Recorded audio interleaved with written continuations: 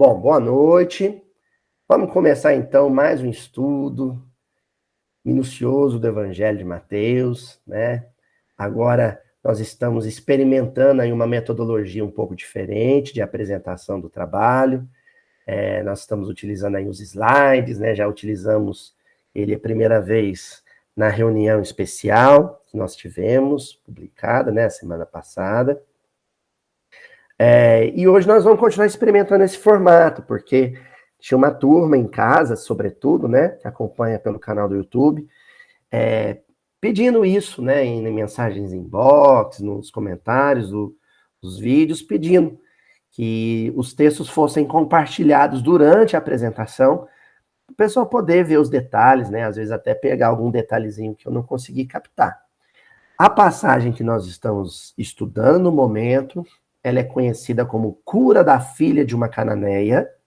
Pelo menos é esse o título, é esse o título que o Haroldo Dutra, amigo nosso, utilizou na tradução dele, e compreende os versículos de 21 a 28 do capítulo 15 de Mateus. Então esse é o trechozinho que a gente está estudando no momento. Antes da gente avançar para o versículo de hoje, eu acho importante a gente rememorar um pouquinho o que já foi feito. E existe alguma coisa que é muito importante de ser considerado. Nós estamos com um projeto interpretativo para a passagem. Isso quer dizer que eu não vou comentando os versículos à medida que eles aparecem sem saber o que vem adiante. Né? A primeira coisa que eu faço com o pessoal que me ajuda a preparar o estudo é estudar a passagem completa. E aí você pega o fio da meada para a passagem toda, né? Aquele eixo condutor da passagem todinha. E começa a analisar os versículos pensando lá no último. De modo que, ao completar a passagem, tudo faça sentido. Entendeu? Por isso que nós permanecemos 2 semanas seguidas no mesmo versículo, que foi o versículo 21. O que trazia esse versículo 21? A notícia de que Jesus se desloca da Galileia, da região de Cafarnaum, para a região de Tiro e Sidom, né? Que fica ali na região sírio-fenícia, né? Como era conhecida, que é atualmente o Líbano, viu, gente? Então, lá naquela região, Jesus vai encontrar com uma moradora da região, uma habitante da região, que é a chamada mulher cananeia, porque os moradores da região eram chamados de cananeus, né? Então, a gente analisou esse deslocamento de Jesus, o sentido espiritual desse deslocamento de Jesus. O que a gente fez para conseguir isso? Primeiro que eu me permiti um diálogo amistoso entre a literatura de Emmanuel e alguma contribuição da sociologia contemporânea. Seguindo a orientação de Allan Kardec, de que fé inabalável é aquela que encara face a face a ciência em qualquer época da humanidade. Então a gente colocou a literatura de Emmanuel para encarar face a face as ciências sociais, né? Porque existe também uma ciência social, a gente não pode imaginar que é só física, biologia e matemática. Pois bem, na primeira semana a gente analisou como essa região de Tiro e Sidom eram duas cidades, né? Uma região que se notabilizava pelo seu progresso, a sua prosperidade no campo da marinha mercante. Então, eram cidades muito ricas e os moradores dessa região trabalhavam, ou os seus trabalhos estavam associados ao chamado mercado marítimo, né? O comércio marítimo. A gente utilizou um pouco a teoria do materialismo histórico dialético, a metodologia do materialismo histórico dialético, para a gente entender como o desenvolvimento econômico da região, de certa forma, determinou a estrutura de vida material dos moradores da região. Só que vimos também que a teoria ou a metodologia do materialismo histórico dialético tem os seus limites, né? Ela tem o seu limite, ela não avança dentro de um campo que lida, por exemplo, com a psique, que lida, por exemplo, com o comportamento ou a intimidade de cada criatura. Aí que entra Emmanuel, a gente utilizou um texto do livro Pensamento e Vida, que se chama Prosperidade, em que Emmanuel fala, olha, sim, o trabalho do homem o progresso do homem no campo material é movido pelas suas necessidades, é movido pelos seus anseios de subsistência, porém o homem é mais do que estômago, ele é mais do que necessidade material. Existe também uma dimensão espiritual. E essa, a sociologia do final do século XIX não dá conta integralmente dela, pelo menos não integralmente. A doutrina espírita, sim. Né? O homem também é um coração, o homem também é emoção, o homem também é psicologia. Né? Na semana seguinte, a gente trabalhou a diferença dessa psique, dessa psicologia, entre aqueles que vivem no ambiente mais rural, mais provinciano, mais bucólico, né, da aldeia, da vila, e aqueles que vivem o seu cotidiano no ambiente metropolitano, cosmopolita, né, com uma grande população, em grandes metrópoles, né? E como o mundo de hoje se tornou uma grande metrópole. A gente viu isso com George Simmel, né, que é um sociólogo alemão. E aí a gente analisou o chamado comportamento blasé, como essa vida cosmopolita, esse cotidiano na grande cidade, tende a deixar o coração frio, ou seja, uma sensibilidade mais retraída, mais contida em relação às necessidades e ao sofrimento do próximo, do outro, né? Foi isso que a gente viu nas 2 primeiras semanas. Basicamente, a gente delineou ou desenhou uma característica sociopsíquica para os moradores da região de Tiro e Sidon. Foi isso que a gente fez. O que teremos hoje, pessoal? Nós teremos o versículo 22 do capítulo 15 do Evangelho de Mateus, em que o evangelista narra o seguinte: eis que uma mulher cananeia que saíra daquele território gritou, dizendo: Senhor, filho de Davi, tem misericórdia de mim. Minha filha está horrivelmente endemoniada. Então, esse é o versículo de hoje. Bom, eu destaquei algumas coisas no versículo para depois a gente ir na palavra-chave que a gente vai explorar. Primeira coisa, trata-se de uma mulher cananeia. Agora vai fazer sentido para vocês porque que a gente ficou 2 semanas analisando a estrutura de pensamento e a estrutura de pensamento social dos moradores da região de Tiro e Sidon. Por que o evangelista faz questão de mencionar que essa mulher pertencia à localidade?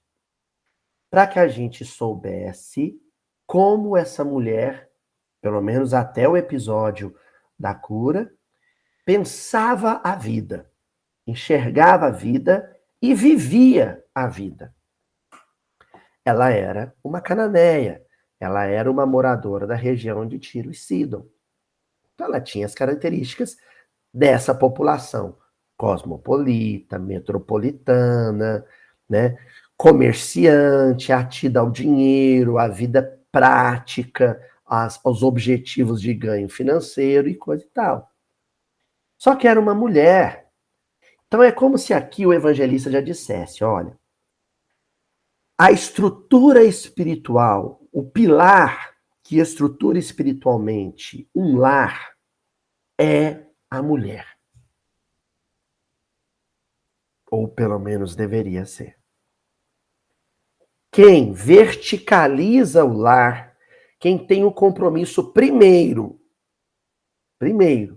de verticalizar a vida do lar, espiritualizar a vida do lar, tornar a vida em família mais vertical, mais espiritual, é a figura da mãe e da esposa.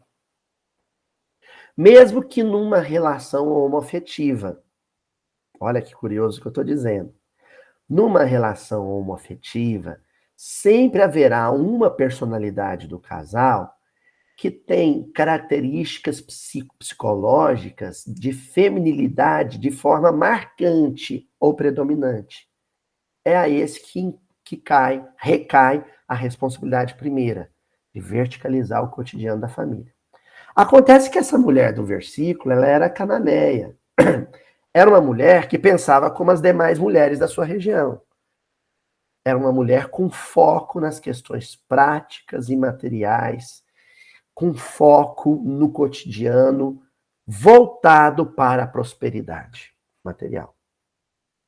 É isso que o versículo de cara já está dizendo sobre essa mulher cananeia. Essa mulher cananeia, no entanto, procura Jesus em desespero, né? E a gente até destacou aqui, ela gritou Jesus. Isso é próprio de quem está em desespero. E aqui entra uma outra característica informativa do versículo, que muito embora fosse uma mulher ainda acorrentada aos interesses pragmáticos e práticos da vida voltada para a prosperidade material, ela era mulher e, portanto, mais sensível à dor dos filhos. A mulher, ela tem um sexto sentido, a gente costuma dizer, né? É lógico que isso é uma figura, né? Uma metáfora para dizer que a mulher é mais sensível aos assuntos do coração. Então é ela que busca Jesus, não a figura masculina do lar. Isso a gente observa, gente, lá no livro há 2000 anos, né? Quem procura Jesus primeiro é a Lívia Lentulus, não é Públio Lentulus. Então aqui essa mulher cananeia, mesmo sendo cananeia, mesmo sendo vivendo numa sociedade extremamente antropocêntrica, então olha só que curioso, né? A gente vai diferenciar aqui um pouquinho teocentrismo, antropocentrismo e pneumocentrismo. Uma sociedade pode ser mesclada entre o teocentrismo e o antropocentrismo, que é o que acontecia na região de Tiro e Sidom. Antropocentrismo é quando o centro de importância é o conforto do homem, o bem-estar do homem. E quando eu falo homem, estou falando da criatura entre o berço e o túmulo, o homem de carne e osso, o homem encarnado. No teocentrismo, é a vontade de Deus. O centro de importância, tudo gravita em torno da vontade de Deus. Lê-se a vontade do clero. Então, uma sociedade onde você diz que ela é teocêntrica, é claro que você vai pensar naqueles que representam supostamente a vontade de Deus entre os homens, que são as figuras do clero, né? Ou dos deuses também, se for o caso de politeísmo, né? Agora, o pneumocentrismo é diferente. É quando você coloca como no centro de importância a pneuma, né? O espírito, o ser, o bem-estar e o conforto do espírito. Então, Jesus trouxe para a humanidade, não foi uma proposta de teocentrismo e nem uma proposta de antropocentrismo. Ele trouxe para a humanidade uma proposta de pneumocentrismo. Essa mulher cananeia vivia num ambiente que oscilava entre o teocentrismo das autoridades religiosas, do politeísmo típico, né, da região sírio-fenícia e da presença do Império Romano, sobretudo, mas também entre o antropocentrismo, que é tão característico de sociedades mercantis, né, ou mercantilistas. Ela grita Jesus porque ela está vivendo o processo de deslocamento, de transição. Ela está se sentindo enfadada, cansada, entediada com a sociedade antropocentrista, com aquele ambiente de culto ao bem-estar do homem físico, e busca uma outra proposta de vida. Daí ela procurar Jesus. Porém, o versículo continua dizendo uma coisa interessante. Ela se refere a Jesus como filho de Davi. Isso quer dizer que essa mulher era de família judia. Olha que interessante. Sim, porque haviam judeus espalhados pelo mundo inteiro, pelo menos o mundo conhecido, né? Numa visão ocidental da coisa. Então, ao se referir a Jesus como filho de Davi, ela demonstra que é de família judia. Como assim, Luiz? Ora, a formação dela, a base religiosa dela era o judaísmo e, portanto, ela tinha noções de uma espiritualidade profunda e monoteísta, né? Ela tinha aquela base do monoteísmo ético de Moisés. Porém, o cotidiano de vida, o estilo de vida, a rotina de vida era cananeia. Era material, era rasteira, era o mundo, era o dinheiro, era o trabalho, era a prosperidade. Então ela oscilava entre essas duas realidades de sua vida. A gente consegue muito bem fazer um paralelo aqui entre a própria realidade do movimento espírita hoje, né? Grande maioria das famílias espíritas vivem isso, essa realidade. Faz o culto do Evangelho do Lar uma vez por semana, frequenta a casa espírita, assiste palestra, lê livro da psicografia do Chico Xavier, ou seja, tem essa base religiosa sólida, mas tem um cotidiano de vida que é antropocêntrico, né? A vida em si move em função da prosperidade, do ganho, do conforto, do trabalho, da carreira e tudo mais, né? Então, essa contradição que essa mulher vivia, que é a contradição de muita gente. O problema dessa contradição é que você não passa a não ter condições de lidar plenamente com assuntos do coração ou do equilíbrio psicoemocional. Por isso que ela grita para Jesus, né? Tem misericórdia de mim, né? Em grego, eleos. Eleos, gente, é uma palavra que é empregada em vários outros versículos, muitos versículos do Novo Testamento, e eu observei uma coisa analisando a listagem de versículos. Quase sempre mesmo, assim, com exceção de 2 ou 3 versículos, eleos é utilizada para se referir a pessoas que estavam com dramas ou espirituais, né, processos de obsessão, de possessão, de subjugação, ou dramas morais, né, como era o caso, por exemplo, de Madalena, o caso, por exemplo, de Jesus, perdão, o caso, por exemplo, de Paulo de Tarso. Então, sempre nessas outras passagens, a palavra eleos está associada a esses dramas que são íntimos. Por isso que a melhor tradução aqui não seria compaixão, porque a compaixão, né, com patos, é o sofrer com o meu sofrimento, né? Tenha compaixão de mim, sofra com o meu sofrimento, mas sem especificar qual sofrimento. Pode ser um sofrimento físico, pode ser fome, pode ser uma doença, né? Mas a misericórdia, que aí é uma expressão de origem latina, miserere cordis, né? Miséria do coração, é a pobreza espiritual, é a miséria, é a enfermidade, é o sofrimento de natureza espiritual, é mais específica. Tanto é que o drama dessa mulher, que exigia de Jesus misericórdia, era o sofrimento de mãe. Uma mãe que viu uma filha em processo de endaimoniamento. Vocês vão encontrar também endemoniamento ou possessão, né? Tanto faz a tradução. O Haroldo prefere manter a origem grega da palavra, né? A raiz grega, que é daimon. Daimon é qualquer desencarnado, viu, gente? Daimon é o espírito, é a entidade. Pode ser, a palavra daimon é utilizada por um espírito de luz, é utilizada por um espírito sombrio, né? Mas como aqui é um caso específico que é especificado com esse adjetivo, né? Horrível, né? Horrivelmente endaimoniado, então a gente sabe que era o assédio de um espírito sofredor. A gente vai explorar justamente isso, a obsessão no lar. Mas não em qualquer lar. O versículo nos convida a uma reflexão sobre processos de obsessão, de assédio espiritual em lares exageradamente ou demasiadamente horizontalizados.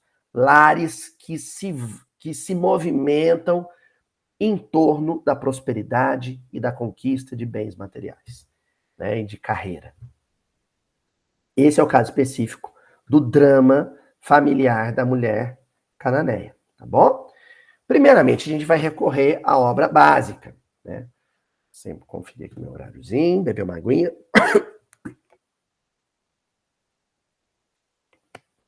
Vamos entender primeiro o que é obsessão, gente? Processo obsessivo, que varia, né? Pode ser evoluir para um caso de subjugação, de possessão.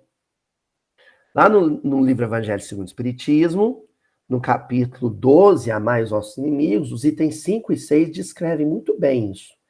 Então, primeiro, a morte apenas o livra da presença material do seu inimigo, pois que este o pode perseguir com seu ódio, mesmo depois de haver deixado a terra.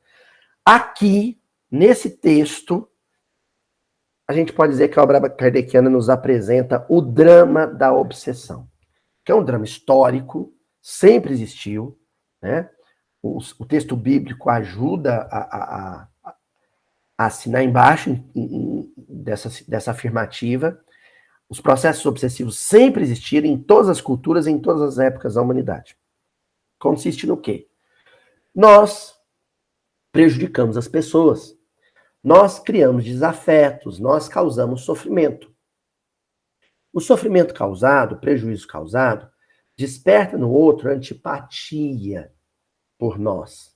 Sentimentos de ressentimento, de mágoa, de ódio por nós. E a morte física não neutraliza esses sentimentos. A morte do corpo não neutraliza essas emoções. Elas continuam existindo junto com o espírito que sobrevive à morte do corpo. Esse espírito, por exemplo, mesmo desencarnado, continua a nos detestar.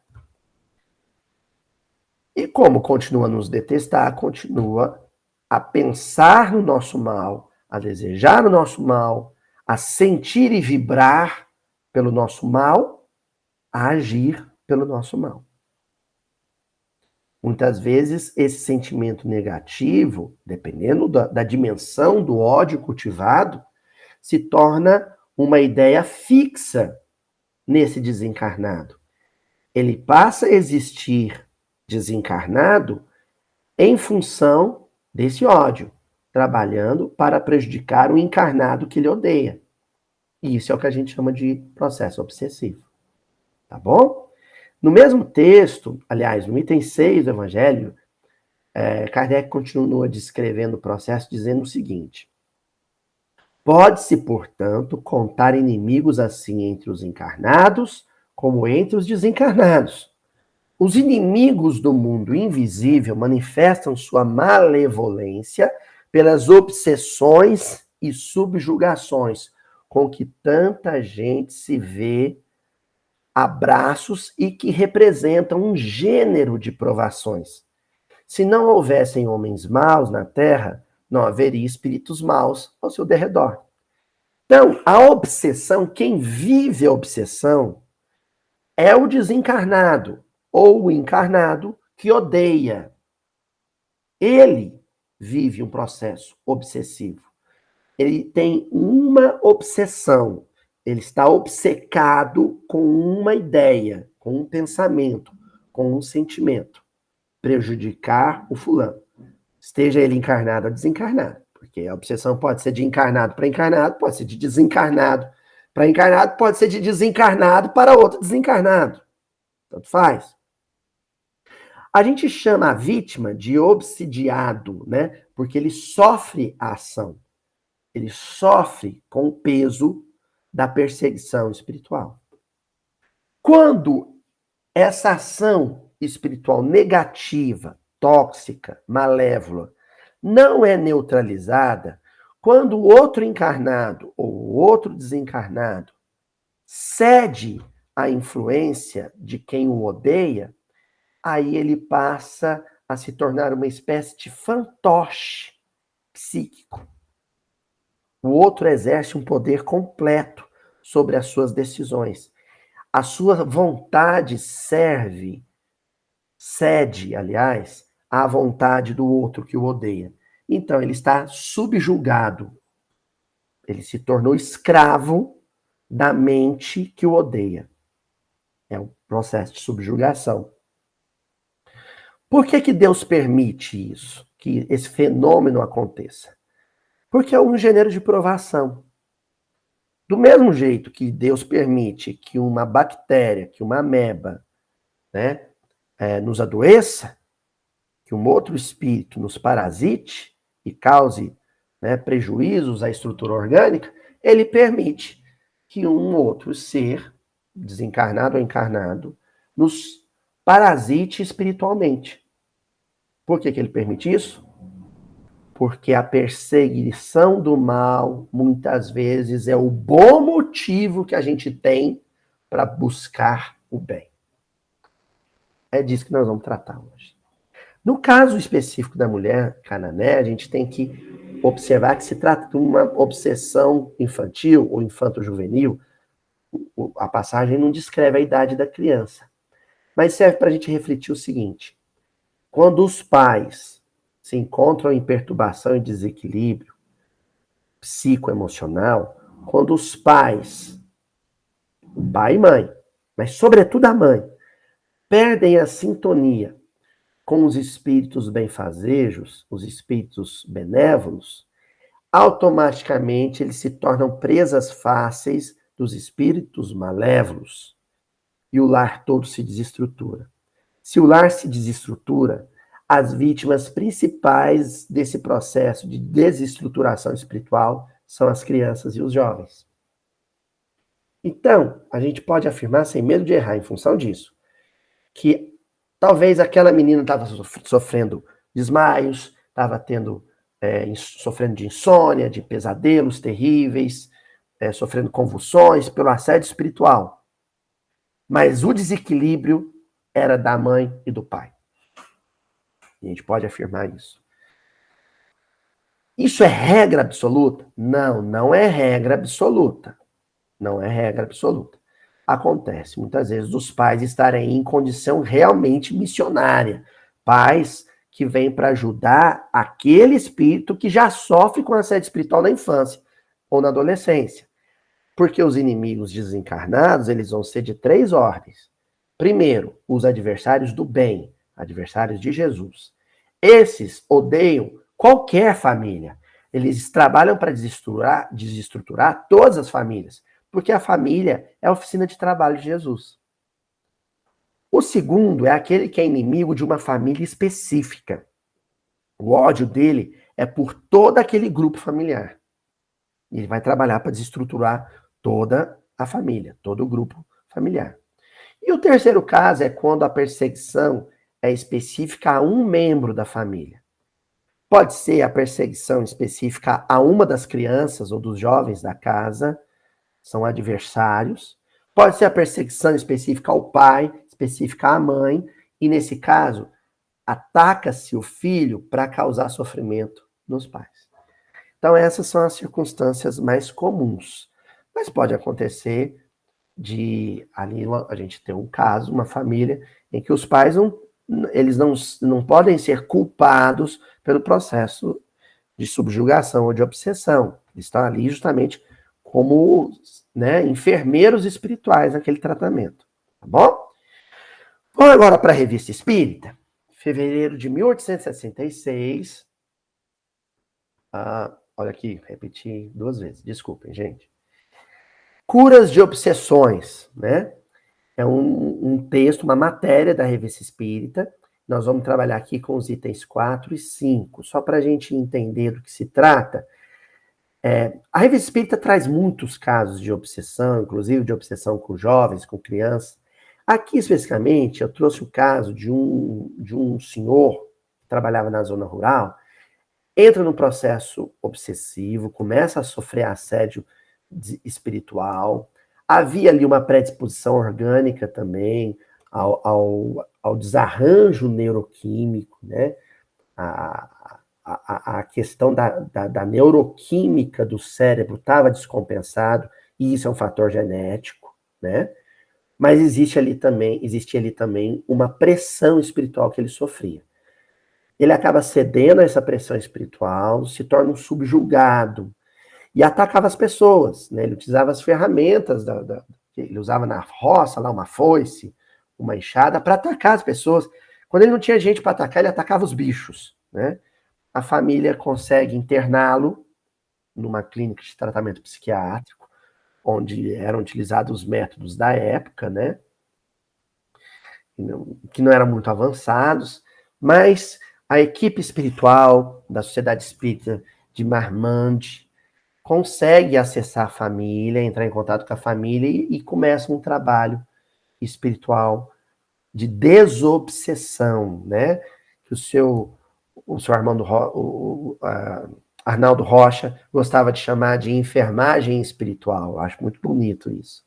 Até que ele consegue se libertar desse assédio espiritual. Não porque ele em si, por conta própria, tenha se libertado, mas porque a equipe de orientação cristã, evangélica, da Casa Espírita, trabalhou com os desencarnados. Convenceu, com muito amor e muita lógica argumentativa, convenceram os desencarnados a deixar aquele homem em paz, tá? Aí nós temos 2 trechinhos que servem para a gente refletir sobre isso.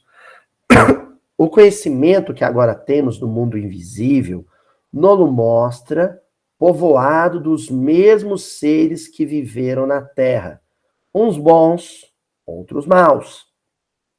Entre esses últimos, uns há que ainda se comprazem no mal, em consequência de sua inferioridade moral, e que ainda não se despojaram de seus instintos perversos. Estão em meio a nós como quando vivos, com a única diferença que, em vez de ter um corpo material visível, tem-no fluídico invisível. Então, essa questão dos instintos perversos, né? A gente tem que entender bem o que é a perversão, aquilo que se perverteu, que perdeu a sua natureza original. Então, todo instinto é santo. Todo instinto é santo, porque vem da vontade de Deus, porque rege o coração, quando encarnado, né? Pelas movimentações do plano físico, né? Das necessidades físicas, do repouso, da fome, isso tudo é instinto. Agora, quando esses instintos eles deixam de atender à lei de conservação e passam a mover os desejos e os anseios infelizes, nocivos para a psique, a gente diz que houve uma perversão dos instintos. Se isso acontece com o desencarnado, é porque também o encarnado, aliás, do contrário, se isso acontece com o encarnado, é porque também o desencarnado compartilha do mesmo instinto de perversão. É aqueles casos, né, de vampirismo, por exemplo, com álcool, né? Então você tem uma figura do viciada no álcool, encarnado, né, viciada em comida, é uma perversão do instinto. O desencarnado que vai vampirizá-lo, né, que vai absorver aquele potencial fluídico que causa a sensação do álcool, ele é um irmão de vício, vamos dizer assim, né? Então, é necessário você agir junto ao desencarnado, conversando, dialogando, dando razões fraternas, amorosas, para que ele deixe em paz o encarnado, mas o encarnado também vai precisar viver um processo educativo para poder cessar a razão da simbiose espiritual. Entenderam? No caso especificamente da mulher cananeia, por mais que Jesus ali promova a cura, a gente vai ver isso nas próximas semanas, da menina, se o lar da mulher cananeia não se verticalizasse mais, se o lar daquela mulher cananeia não se libertasse do culto ao dinheiro e à prosperidade, a menina com certeza ia voltar a ser vítima de assédio espiritual, né? E finalizando aqui a contribuição da Revista Espírita, de obsessores encarnados que eram, tornam-se obsessores desencarnados, tanto mais perigosos porque agem sem ser vistos. Essa é a questão chave. Existe a obsessão encarnada, existe a obsessão desencarnada. Somos influenciados e assediados por outros encarnados, tanto quanto somos pelos desencarnados. Mas o assédio espiritual de desencarnados é mais perigoso porque é mais sutil. Você não percebe que está sendo influenciado mentalmente, então você acha que aquelas ideias são suas. E não são. Entendeu? Bom, eu trouxe mais um pouco a contribuição desse texto, que é genial na Revista Espírita, né? O único meio de os dominar é o ascendente moral, com cuja ajuda, pelo raciocínio e sábios conselhos, consegue-se torná-los melhores. É o que vai acontecer em todos os casos de desendemoniamento que se encontram no Evangelho. A autoridade moral de Jesus neutralizava o ódio, e aí o ódio neutralizado, o ódio suprimido pela influência moral, a autoridade moral de Jesus, permitiu um campo para o diálogo fraterno. Jesus falava fraternalmente, amorosamente com os desencarnados e os demovia da ideia de obsessão. Entendeu? São mais acessíveis no estado de espírito que no estado corporal. Olha só. Desencarnados, eles têm um grande motivo para entender o bom conselho. Até porque uma parte desses desencarnados estão conscientes de que estão desencarnados. Por isso mesmo obsediam. Porque sabem que estão desencarnados e que isso lhes permite um acesso mais fácil à mente do encarnado, né? Eles obsediam. Essa mesma condição de desencarnado vai ajudar no processo de desobsessão. É onde você vai dizer, olha, a vida continua. Se a vida continua, você tem condição de mudar. E se você tem condição de mudar, ele também vai ter condição de mudar. Esse é o argumento mais sólido, mais forte, com qualquer desencarnado obsessor. E aí continua o texto. Desde o instante em que são levados a renunciar voluntariamente aos tormentos que provocam, o mal desaparece, quando causado pela obsessão. Tá? Então, o trabalho da casa espírita, junto a esses espíritos, ele é importantíssimo. A gente só não pode esquecer de um detalhe, e isso valeu, por exemplo, nesse período de pandemia. Muito embora o trabalho, a reunião mediúnica de desobsessão de encarnados seja uma tradição já desde do século XIX, com o advento do movimento espírita, não é o único meio de desobsessão.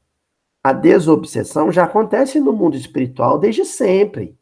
Os espíritos superiores, eles conversam com esses desencarnados perseguidores, fazem esse trabalho no mundo espiritual. Então, quando há uma impossibilidade da reunião física, a gente não precisa ficar desesperado também, não, porque esse trabalho vai continuar sendo feito pelos desencarnados. E outra coisa, né? Aí aumenta o nosso compromisso de dormir bem. Porque quando a gente dorme bem, a gente tem condição de emancipar do corpo físico e ir colaborar com os benfeitores desencarnados no processo de desobsessão de outras famílias. E isso está muito bem descrito na obra do André Luiz. Quem conhece a obra do André Luiz sabe do que eu estou dizendo. Não é assim? E fechamos aqui a contribuição da Revista Espírita. Conversa-se com o espírito desencarnado, moraliza-se-o, educa-se-o como se teria feito quando ele estava encarnado. A habilidade consiste em se saber tomá-lo pelo seu caráter, em dirigir com tato as instruções que lhe são dadas, como faria um instrutor experimentado. Então, falar com o desencarnado com amor. O que não pode é, né, um orientador de reunião mediúnica, por exemplo, falar com truculência, falar com agressividade. O desencarnado perseguidor não é inimigo de ninguém. Ele é um perseguidor. E ele é vítima de si mesmo, da sua própria obsessão. Ele é vítima da sua própria ideia fixa, do seu monoideísmo, né? Então, ele é um necessitado que precisa de carinho, de amor, às vezes uma energia no falar, mas uma energia que seja amorosa, que seja fraterna. né? Continuando, deixa eu ver meu horário. Temos aí um tempinho. Livro Seara dos Médiuns, de Emmanuel, um livro que a gente usa pouco, mas esse livro é fundamental para entender esse tipo de temática. Lá no capítulo 38, tem uma lição intitulada Faixas. E o Emmanuel diz o seguinte nessa lição: comunicação espiritual não é privilégio da organização mediúnica. O pensamento é idioma universal e compreendendo-se que o cérebro ativo é um centro de ondas em movimento constante, estamos sempre em correspondência com o objeto que nos prende a atenção. Eita, que aqui é um mundo de informações, né? Primeiro, nós não falamos com os desencarnados e os desencarnados não falam conosco somente dentro do centro espírita, numa mesa, numa reunião mediúnica. Nós nos comunicamos com o mundo espiritual. E o mundo espiritual se comunica conosco o dia todo. O tempo inteiro, gente. Através do pensamento, das ondas mentais. Se eu tenho uma ideia fixa, se eu começo a pensar só no assunto, vamos pensar nos dias de hoje, né? Política, eleição, Lula, Bolsonaro.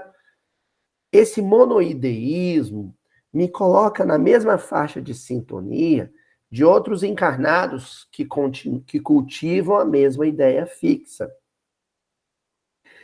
E também de desencarnados que cultivam a mesma ideia fixa. Então você cria uma teia de imantação, uma teia de correspondência vibratória e mental, né, muito complicada de ser rompida. O máximo que você consegue fazer é se desvencilhar dela, mas ela continua existindo, continua lá.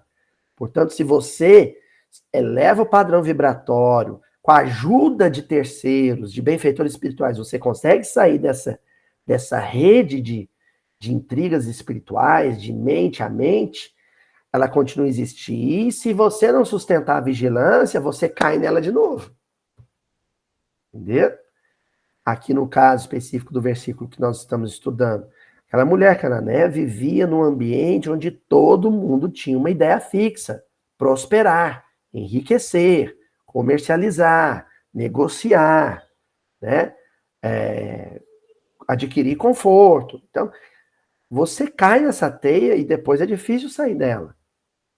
E acrescenta o Emmanuel: todo espírito, na condição evolutiva em que nos encontramos, é governado essencialmente por 3 fatores específicos, ou mais propriamente, a experiência, o estímulo e a inspiração. Então, guardem essa trindade: experiência, o estímulo e a inspiração. Que ele vai explicar em seguida, dizendo o seguinte: a experiência é o conjunto de nossos próprios pensamentos. A gente está vivendo, a gente está numa situação concreta de vida, e o contato com a realidade da vida provoca em nós reflexos mentais, reflexão mental. A gente pensa a situação. O mundo propõe circunstâncias ou situações problemáticas e a gente pensa o problema. A gente pensa a situação. O estímulo é a circunstância que nos impele a pensar. Essa circunstância problemática, essa situação problemática, é o estímulo para a atividade mental. É ela que provoca, que estimula o pensamento. Acontece que a gente não pensa sozinho. E é por isso que o Emmanuel vai afirmar: a inspiração é a equipe dos pensamentos alheios que aceitamos ou procuramos. Sejam esses pensamentos de desencarnados ou de encarnados, quando eu vivo uma circunstância motivadora ou estimulante, ela provoca pensamentos em mim, e na hora que eu penso, eu passo a vibrar em determinada faixa de sintonia. E ao vibrar em determinada faixa de sintonia, eu me conecto a outros desencarnados e outros encarnados que estão pensando a mesma coisa.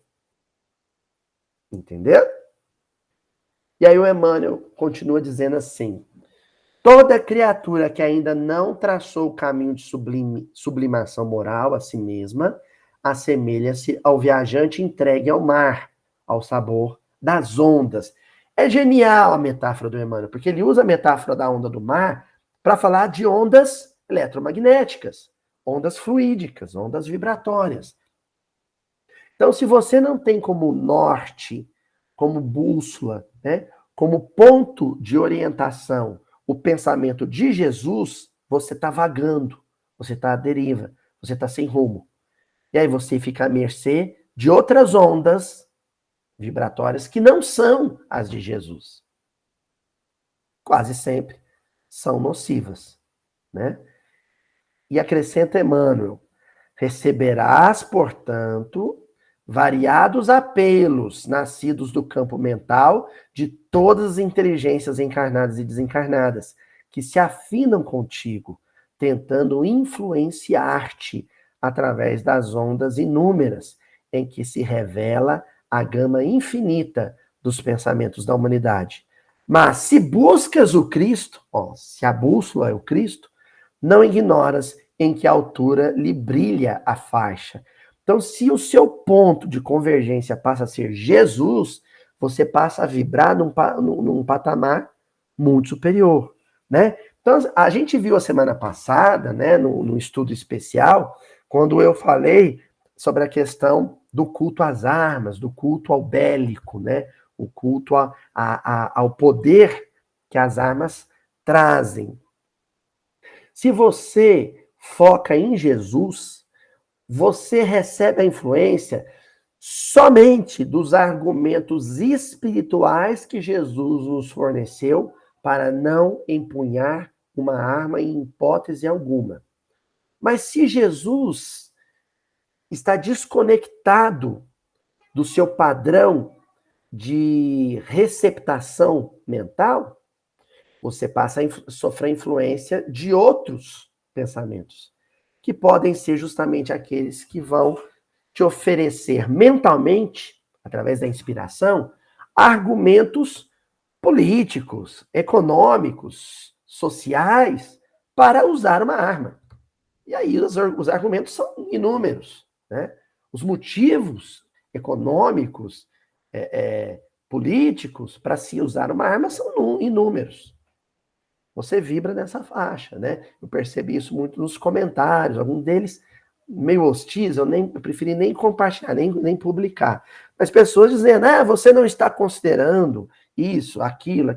Mas eu percebia que eram argumentos, todos eles políticos e econômicos. De defesa da propriedade privada, de defesa do ponto de vista ideológico, mas nunca eram os argumentos psíquicos de Jesus para se manter afastado de uma arma de fogo, né? Por quê? Porque essa mente não busca o Cristo como fonte de inspiração. Então o pensamento de Jesus não o visita. E aí ele se torna vulnerável ao assédio de desencarnados que pensam diferente, né? Que vão dizer, olha, você precisa ter uma arma em casa por causa disso. Tá? Chegamos agora na reta final.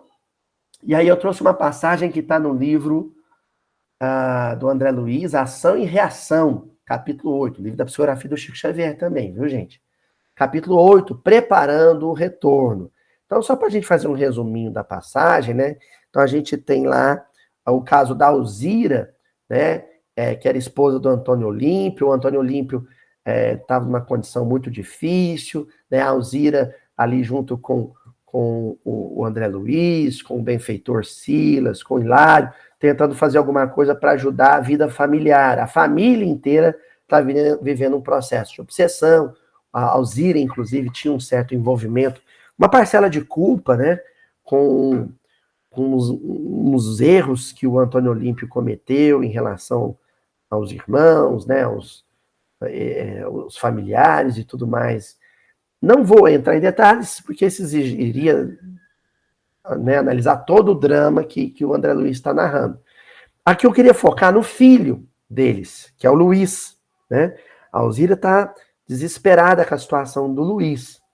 O Luiz ele tem uma esposa, tem os seus filhos, mas tem uma mente emaranhada por um conjunto de ideias fixas, monoideísmo, portanto, em torno da aquisição e do cultivo de bens materiais.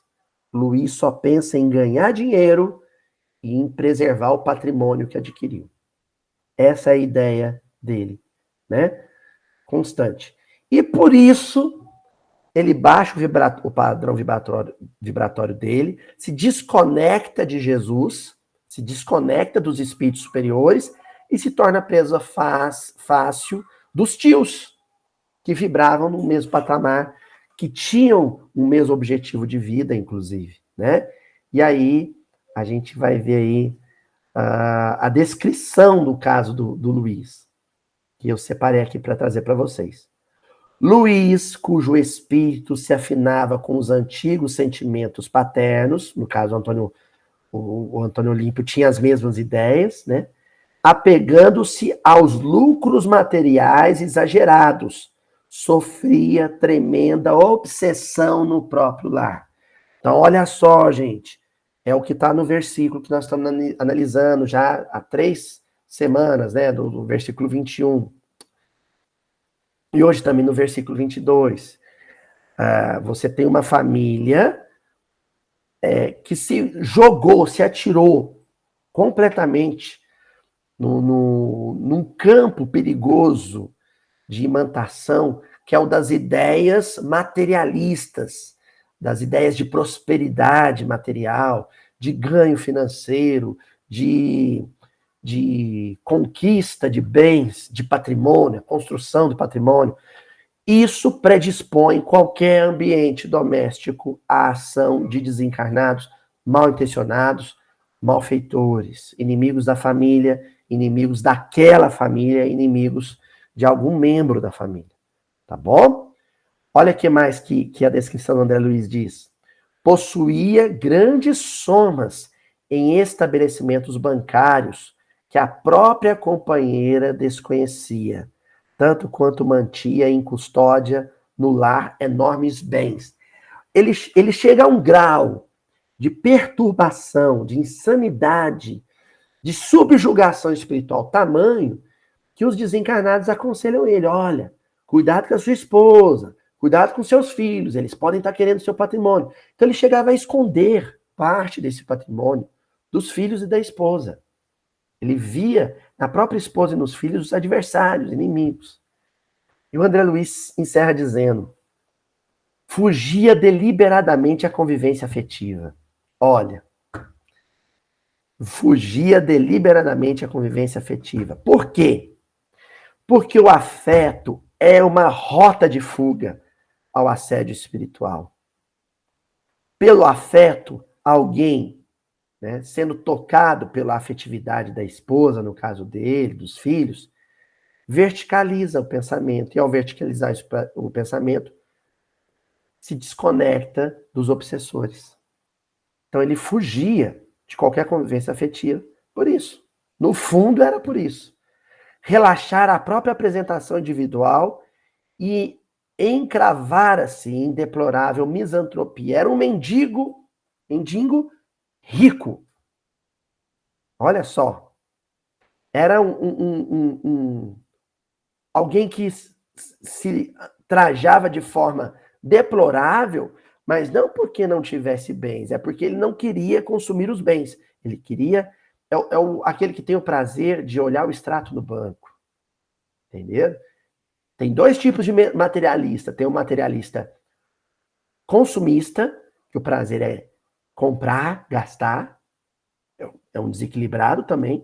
E tem o materialista sovina, avarento, que o prazer é guardar, é não gastar. Ele era esse tipo, né? Encravara-se em deplorável misantropia, obcecado pelo pesadelo do ouro que lhe consumia a existência. Ele estava perdendo uma existência. É aquela pergunta de Jesus, de que adianta ganhar o mundo inteiro e perder a si mesmo, né? Ele estava perdendo a si mesmo, perdendo a sua existência para conquistar bens. E a gente finaliza aqui com uma caricatura, aqui, uma chargezinha, né? E com essa frase que está ainda lá no Ação e Reação, que o André Luiz encerra o comentário sobre o caso do Luiz. Ele respirava num mundo de imagens estranhas, em que o dinheiro se erigia em tema constante. Ele era fantoche do dinheiro, era fantoche do patrimônio, da conquista de bens e do trabalho, consequentemente, né, do trabalho monetário. E em função disso, ele se tornava também vítima preferencial e vítima fácil de desencarnados adversários de Jesus, adversários da família, né, inimigos do bem, do bem-estar de qualquer encarnado. Tá certo, gente? Então, encerramos aqui nosso estudo. Espero que vocês tenham gostado aí da apresentação desse formato novo, com texto, né? Acho que isso facilita vocês a irem acompanhando os textos. Eu quero ver se eu enfatizo mais, doravante, o peso do texto, né? Eu tenho muito medo, muito receio que as pessoas achem que alguns comentários são pessoais, são individuais. Não, gente. A gente estuda bastante, pesquisa bastante, dá um trabalhinho selecionar esses textos todos para que a gente se aproxime da literatura. Por isso que eu sempre enfatizo com vocês, né? Eu estou em falta com o pessoal do canal, com as descrições. Tem muito tempo que eu não posto descrição, mas agora também com o PowerPoint isso vai facilitar. Porque eu quero que vocês, depois do miudinho, vão lá nos textos que eu indiquei e leiam. Vocês. Leiam, estudem, tá certo? Para a gente poder ser um instrumento bom nas mãos de Jesus. Abraço para todo mundo. Beijo no coração. Fiquem com Deus.